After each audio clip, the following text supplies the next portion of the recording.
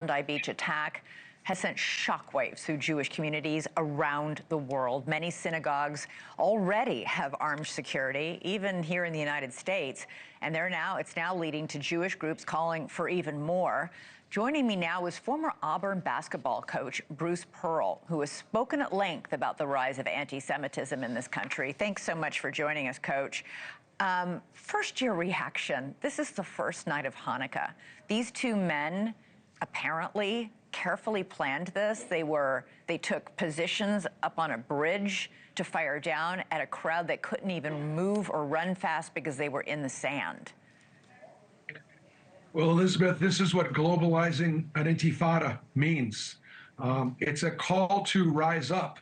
And when you hear things like resistance is justified or by any means necessary, are we looking for more freedoms and a better life for Palestinians?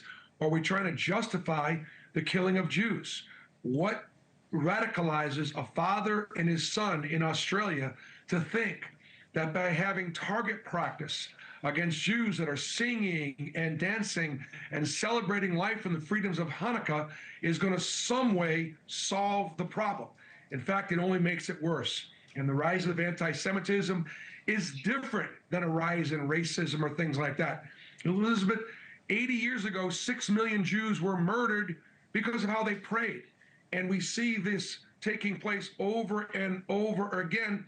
And so when the Prime Minister of Australia calls in September for the recognition of a Palestinian state, that we've got to do something, or condemns Israel for the way they're prosecuting the war in Gaza, it's not that Israel shouldn't be criticized for certain things.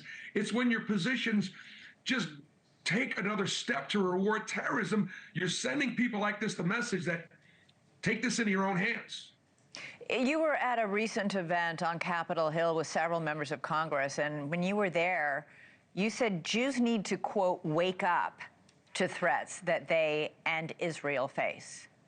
Well, I think October 7th was probably, I think, the last straw, Elizabeth. I think since Israel's birth, Israel has done everything they can, willing to trade away all the land that God promised them in Judea and Samaria to the Palestinians, just in exchange for the willingness to live next door as a neighbor.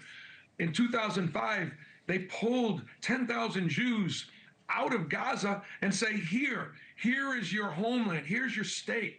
Let's see if we can live next door in peace.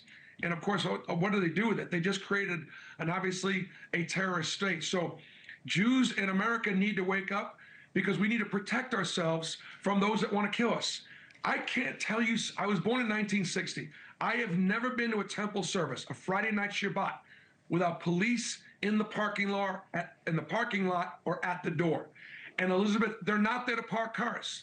They're to make sure that we're able to be in the sanctuary safe. How crazy is that?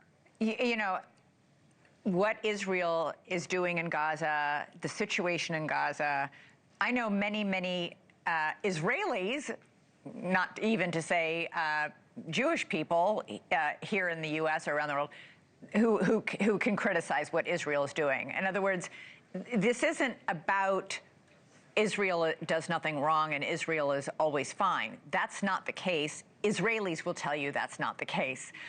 But anti-Semitism is a truly serious thing. There's been an 893% jump in anti-Semitic attacks over the last decade, and every single state in this country has had an anti-Semitic incident or attack of some kind in 2024.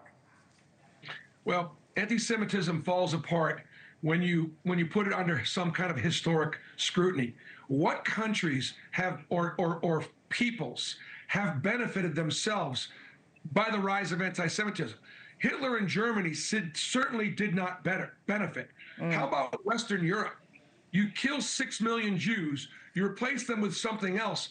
I remember growing up, and Western Europe was the home of arts and music and science and medicine, the cultural, a landmark for the world.